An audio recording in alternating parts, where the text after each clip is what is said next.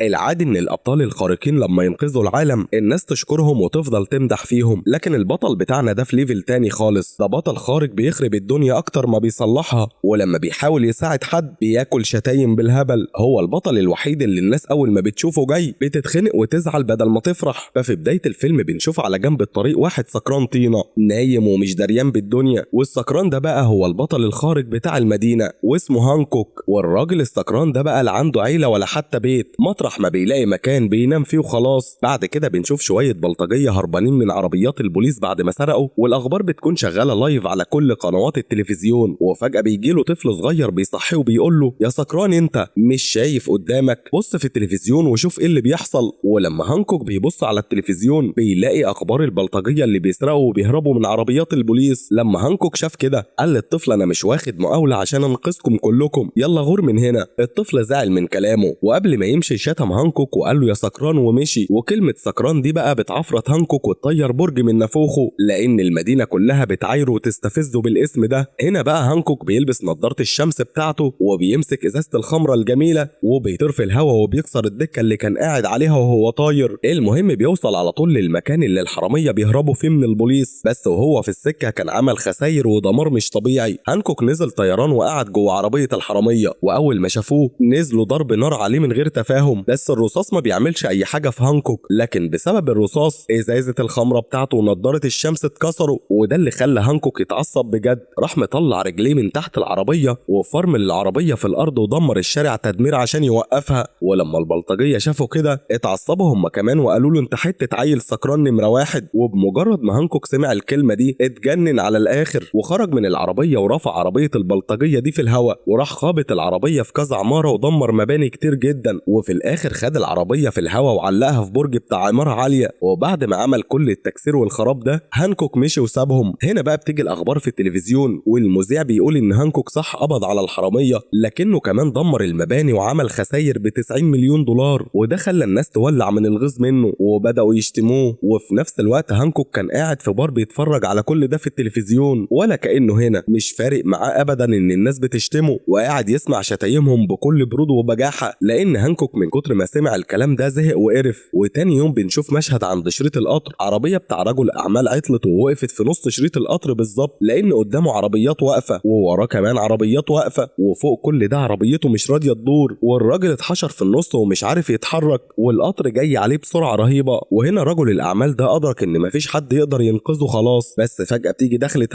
هانكوك وقف زي العمود الخرسانة قدام القطر، والقطر ما قدرش يتحرك شعرة، بالعكس هانكوك دغدغ وش القطر كله ووقفه في خبطة واحدة ودخل جواه. ولما هانكوك طلع علشان الناس تقول له برافو وتسقف له، الناس بدل ما تمدحه بدأوا يشتموه ويقولوا له كلام يوجع، لان صح هانكوك انقذ حياة راجل، لكن القطر اللي وقفه ده كل العربيات اللي وراه خبطت في بعضها وخرجت بره القضبان واتقلبت. عشان كده كل الناس قعدت تشتمه وتقول له انت حتة سكران، شوف بسببك عملت خساير قد ايه، احنا مش محتاجينك اصلا، امشي اطلع بره من هنا. بس هانكوك ولا اتهز ولا فرق معاه الكلام ده وقعد يسمع كلام الناس بكل برود. وفجأة ظهر رجل الاعمال اللي هانكوك انقذ حياته، والراجل ده اسمه ري. راح سلم على هانكوك وشكره جدا لانه انقذ حياته. وري قال للناس انا كمان عندي عيلة، ولو هانكوك ما كانش موجود النهارده عمري ما كنت هشوف عيلتي تاني. وسط كل الزحمة دي ري كان الوحيد اللي مبسوط من هانكوك لان ري عايش بفضله. وبعد كده كل الناس شتمت هانكوك ومشيت وسابوه. وهنا ري قال لهانكوك عربيتي مش راضية تشتغل، ممكن توصلني لحد بيتي؟ هانكوك قال له ايوه ليه لا. وراح هانكوك شايل عربيته وطار بيه في الهوا زي الطيارة ونزل بيها قدام بيت ري بستايله الخاص. ولما وصلوا البيت ابن ري سأل ابوه انت ايه اللي جابك بدري كده النهارده؟ ري قال له انا جيت من طريق مختصر جدا النهارده. وبعدين ري شاور على هانكوك وسأل ابنه انت تعرف الراجل ده؟ ابن ري قال له ايوه ده هانكوك. والولد كان طاير من الفرحة لما شاف هانكوك لانه من اكبر المعجبين بيه. لكن مرات ري اول ما شافت هانكوك ما كانتش مبسوطة خالص وقالت ده الراجل اللي بيكسر المدينة وبيخرب بيوت الناس. ري قال لمراته هانكوك انقذ حياتي النهارده، لولا ما كنتش هبقى عايش دلوقتي. وبعد ما هانكوك وصل ري بيته قال له انا وصلتك البيت ولازم امشي بقى، لكن ري مسك فيه وقال له الاكل جاهز ليه ما تقعدش تاكل معانا؟ هانكوك وافق وقعدوا كلهم على الترابيزه ياكلوا. وهنا ابن ري اللي بيحب هانكوك قال له في ولد في الشارع بتاعنا بيضايقني كل يوم. هانكوك رد على الولد وقال له ما تركزش مع كلامه، روح اضربه شلوت جامد بين رجليه وبعدها عمره ما هيقرب لك تاني. لما مرات ري كايرين سمعت كده قالت لهانكوك ده عيل صغير ما تعلموش الحاجات دي. وبعد الاكل هانكوك كان ماشي، وهنا ري بدأ ينصحه وقال له انا عايز الناس تحترمك، انت عندك قوة خارقة تقدر تستخدمها صح، وانا عايز الناس تفتكرك بالخير مش بالشر، وانا اقدر اساعدك في ده. وقبل ما هانكوك يمشي ري اداله الكارت بتاعه وقال له لو حبيت تتغير بجد كلمني. وبعدها هانكوك مشي. بالليل مرات ري بتقول له انت ايه اللي جبرك تساعد السكران ده؟ مفيش حد في المدينة بيطيقه، ولو فضلت معاه الناس هتبص لك بنظرة وحشة. لكن ري قال لها هانكوك مش انسان وحش، هو بس محتاج شوية تظبيط واصلاح. في نفس الوقت ده بنشوف هانكوك قاعد فوق سطح بيت ري لسه ممشيش، وقاعد بيسمع كل الكلام اللي داير بين ري ومراته تحت. كلامهم خلى هانكوك يزعل جدا لانه فهم ان الناس واخدين عنه فكرة سيئة جدا، وكمان عرف ان مرات ري ست مش كويسة من ناحية رأيها فيه. بس ري قلبه ابيض وطيب جدا، عشان كده هانكوك قرر انه لازم يتغير، والناس اللي بيشتموه دول هيوريهم ازاي هيبقى بطل حقيقي قدام عينيهم. وتاني يوم هانكوك رجع بيت ري، وفي الشارع شاف ولد شتمه وقال له يا سكران. هانكوك سأله اسمك ايه، ولما الولد قال له اسمه هانكوك عرف ان ده نفس الولد اللي بيضايق ابن ري كل يوم. هانكوك قال له قول لي يا سكران دي مرة كمان كده، والولد بكل بجاحة ومن غير خوف قال له تاني يا سكران. وبمجرد ما الكلمة طلعت منه هانكوك مسكه وطيره في الهوا لفوق قوي لدرجة ان الولد اختفى في السماء. في اللحظة دي ري وصل وسأل هانكوك ايه اللي بيحصل هنا. هانكوك رد ببرود مفيش حاجة، وفجأة الولد نزل من السماء بسرعة الصاروخ، وهانكوك لقطه وانقذه. والولد بعد ما خد لفة في السماء نزل منهار وبيعيط وبينادي على مامته وجري على بيته. ري سأل هانكوك انت طيرت الولد ده في الهوا؟ هانكوك قال له لا، ده هو اللي كان بيتحايل عليا ويقول لي طيرني في الهوا، وانا قلت له بلاش يا حبيبي هتتعور، بس هو اللي اصر فقلت افسحه شوية في السماء. بعد كده دخلوا هما الاتنين البيت، وري قال لهانكوك انت انسان كويس وبتحب تساعد الناس، بس الناس بدل ما تشكرك بتشتمك. هانكوك قال له ايوه بساعدهم، بس زمن الخير راح، انا عمري ما ساعدت حد غيرك وما شتمنيش. ري قال له انك تساعد الناس ده شيء جميل، بس طريقتك في المساعدة غلط شوية. وراح موريه فيديو لهانكوك وهدومه مقطعة وهو بيسرق ايس كريم من محل وبياكله، وكل العيال اللي واقفين بيضحكوا عليه. ري قال له ما كانش ينفع تعمل كده، لانك لما تعمل حركات زي دي بتنزل من نظر الناس. هانكوك قال له الفيديو ده من امتى؟ انا حتى مش فاكره. ري راح موريه فيديو تاني كان في حوت ضخم جدا طلع على الشط، والناس كلها كانت بترش عليه ميه عشان تنقذه ويرجعوه البحر، بس فجأة انت ظهرت ومسكت الحوت الضخم ده من ديله ورميته في البحر، بس الحوت راح طاير وخابط في مركب ودغدغ المركب والحوت نفسه اتعور. هانكوك قال له دي مش غلطة صاحب المركب، ما كانش المفروض يقف قدامي. ري قال له صاحب المركب ده رفع عليك قضية في المحكمة. وهنا ري بيفهم هانكوك انت بتبوظ اكتر ما بتصلح، وعشان كده الناس بتكرهك، ولو عايز الناس تحترمك لازم تغير من نفسك. وهم بيتكلموا الاخبار كانت شغالة على التلفزيون، والمذيعة بتتكلم عن هانكوك وبتقول هانكوك بدل ما يسهل حياتنا صعبها علينا، عشان كده احنا مش محتاجينه خالص. وقالت كمان ان هانكوك متقدم ضده حوالي 600 بلاغ في اقسام البوليس، بس عمره ما دخل اسم ولا حضر جلسة في محكمة. هانكوك بيستغل قواه الخارقة غلط، ودي كانت الحقيقة. الحكومة نفسها كانت ضعيفة قدامه، لان القوة اللي عنده تخلي الاف العساكر ما يعرفوش يقبضوا عليه، ومفيش ضابط عنده الجراءة يروح يكلبش هانكوك، ولو حد فكر يعملها هانكوك هيطيره في الهوا. بعد ما ري سمعه الاخبار دي جات له فكرة في دماغه، وقال لهانكوك لو الناس عايزاك تدخل السجن يبقى تمام انت هتدخل السجن عشان الناس تحس بقيمتك وتعرف انهم محتاجينك. لما هانكوك رفض الفكرة دي تماما ري فضل يقنعه وقال له دي مسألة كام يوم بس، ولو ما عجبكش القعدة في السجن اكسره واهرب، مين يعني هيقدر يمنعك؟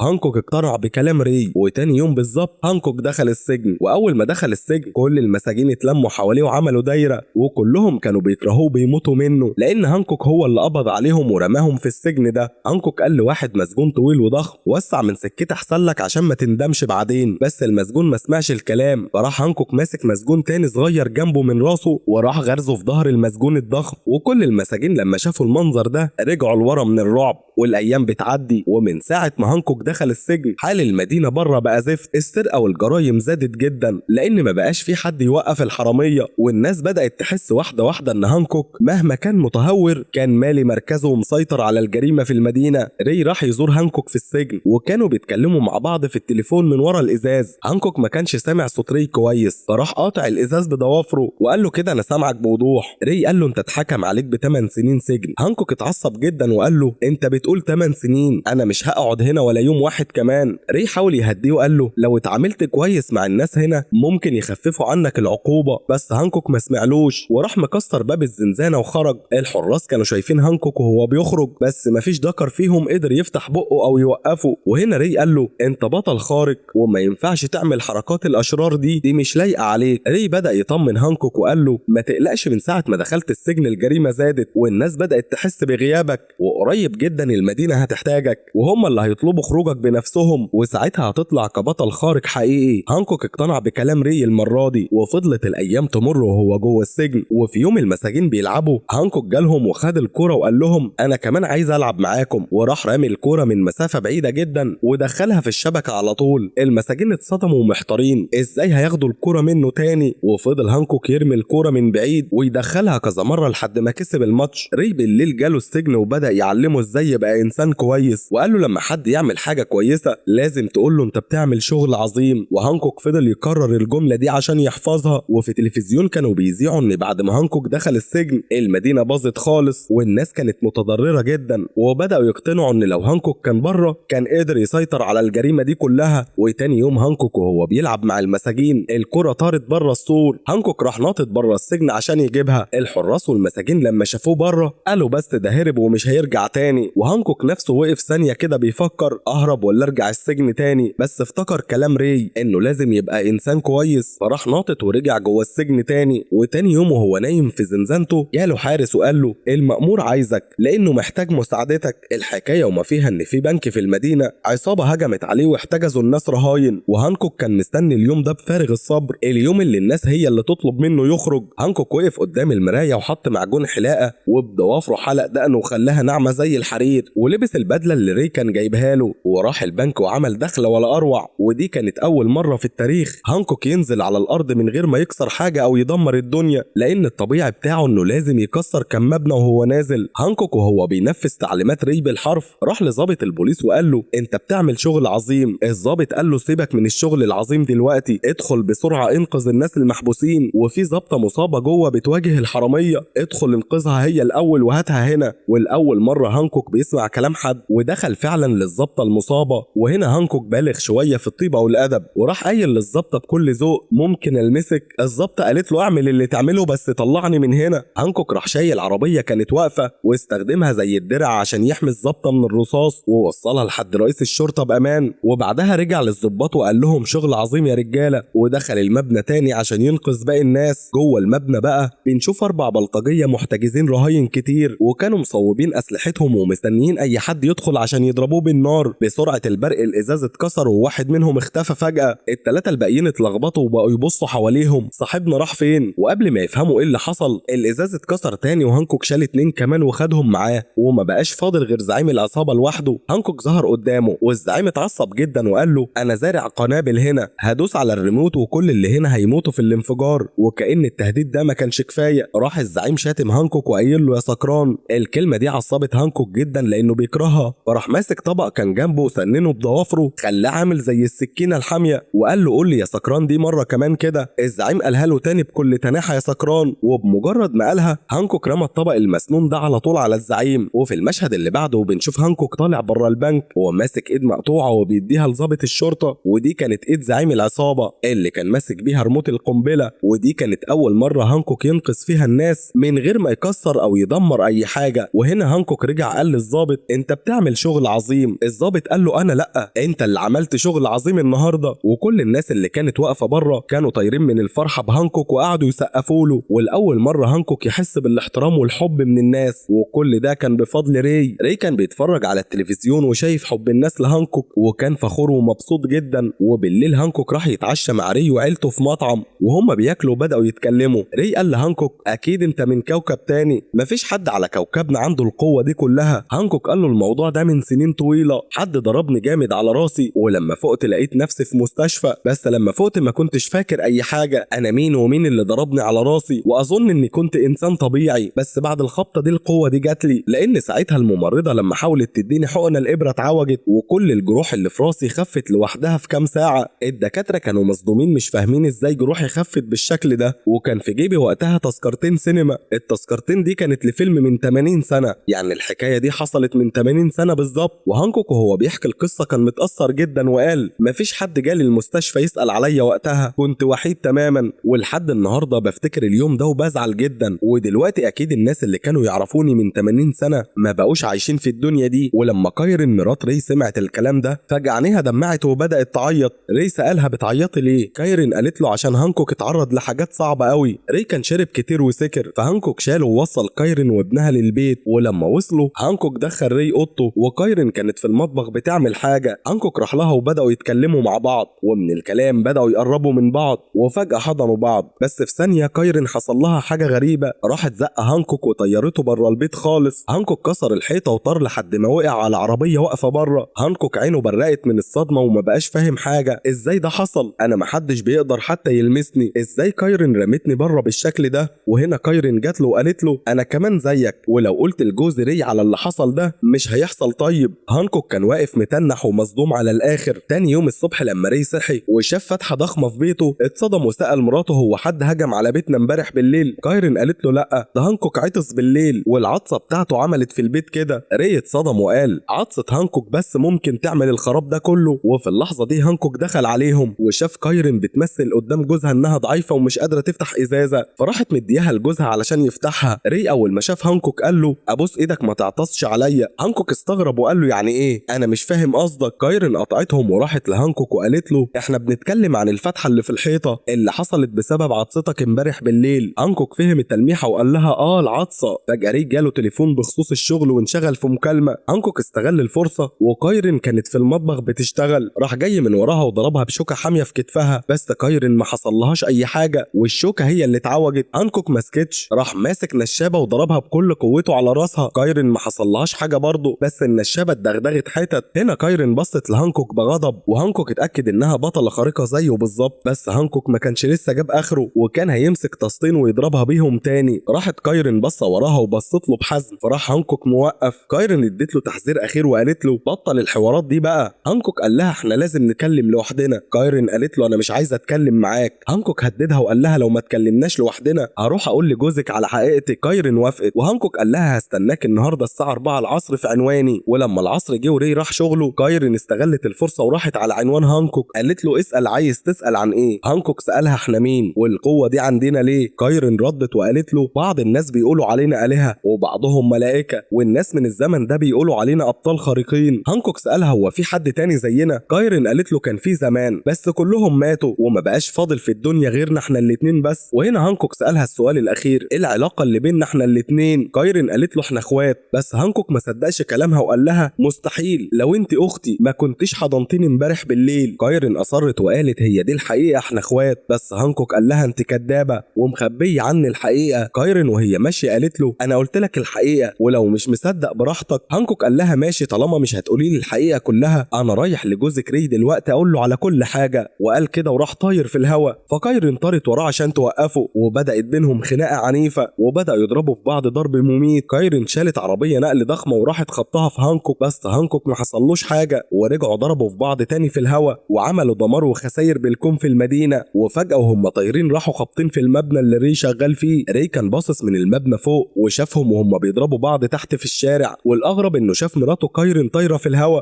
واتصدم صدمه عمره. بعد كده بنشوف مشهد في البيت ري بيقول لمراته انا شفتك وانت طايره في الهوا. كايرين اضطرت تعرفه بكل حاجه وقالت له ايوه ده حقيقي انا زي هانكوك بالظبط. ري سالها ايه العلاقه اللي بينكم؟ كايرين قالت له احنا كنا متجوزين يعني مقدرين لبعض بس عمرنا ما اتجوزنا فعليا وعشان كده احنا عايشين لحد النهارده. ري وهانكوك اتصدموا من الكلام ده وهانكوك قال دلوقتي بس الحقيقه ظهرت. بس ري كان زعلان جدا من كايرين وقال لها انت خدعتيني، كان لازم تقولي لي الكلام ده من زمان. كايرين قالت له مهما رحت في اي حته في العالم هانكوك هيلاقيني وده سوء حظنا، بس انا عايز ابعد عنه لاننا كل ما بنقرب من بعض حياتنا بتبقى في خطر. الحكايه انهم ما ينفعش يبقوا مع بعض ابدا لانهم لو فضلوا مع بعض جسمهم هيبدا يضعف وقوتهم الخارقه هتختفي وهيتحولوا لبشر طبيعيين عاديين جدا وفي النهايه هيعجزوا ويموتوا. عشان كده كايرين كانت دايما بتهرب وبتبعد عن هانكوك. بعد ما هانكوك عرف الحقيقه دي راح وهو حزين ومكتئب لبار، بس وهو بياخد ازازه البيره من صاحب المحل، صاحب المحل عمل له اشاره لتحت. اتاري كان في 2 حراميه دخلوا المحل ولما شافوا هانكوك استخبوا تحت. هانكوك مد ايديه تحت ترابيزه مسك واحد منهم ورماه طيره بره، بس الحرامي التاني طلع مسدسه ووجهه على صاحب البار. هانكوك راح وراح مطير الحرامي التاني ده بره كمان. بس في اللحظة دي هانكوك اتضرب رصاصتين، والأول مرة في حياته هانكوك حس بالألم، ولما بص على بطنه لقى إن الرصاص أثر في جسمه لأول مرة وكان بينزف دم. يعني الحقيقة طلعت صح إن كايرين وهانكوك لما بيقربوا من بعض بيتحولوا لبشر طبيعيين. بعدها هانكوك اتنقل المستشفى، وكايرين جت تزوره وقالت له حالتك دي بسبب إنك قربت مني، إحنا كل ما بنقرب من بعض قوتنا بتروح، لازم تبعد عني عشان تخف وقوتك ترجع لك تاني. هانكوك سألها احنا افترقنا ازاي؟ كايرين قالت له من مئات السنين كنا عايشين مع بعض، بس اكتشفنا ان وجودنا سوا بيضعفنا، عشان كده بعدنا عن بعض. وهنا كايرين شمرت رقبة هانكوك ووريته علامة على رقبته وقالت له دي علامة سيف من آلاف السنين، ساعتها في ناس جم عشان يقتلوني بالسيف وانت حاربتهم وانقذت حياتي. وبعدين وريته علامة حرق على ايده وقالت له ودي في سنة 1850 في ناس ولعوا في بيتنا وانت دخلت وسط النار عشان تنقذني وايدك اتحرقت وسابت العلامة دي. هانكوك قال لها سيبك من كل ده، قولي لي ايه اللي حصل من 80 سنة؟ انا مش فاكر اي حاجة من قبل ال 80 سنة دي، انا بس فاكر اني فقت في المستشفى. كايرين قالت له من 80 سنة كنا عايشين في ميامي، وفي يوم كنا رايحين السينما نتفرج على فيلم، وهي دي التذاكر اللي كانت في جيبك لما فقت، واحنا في السكة واحد ضربك بسيخ حديد على راسك واتعورت تعويرة عميقة جدا واغمى عليك، ولما فقت في المستشفى ما كنتش فاكر اي حاجة خالص، عشان كده انا مشيت وسبتك، وادركت اننا طول ما احنا قريبين من بعض حياتنا بتبقى في خطر،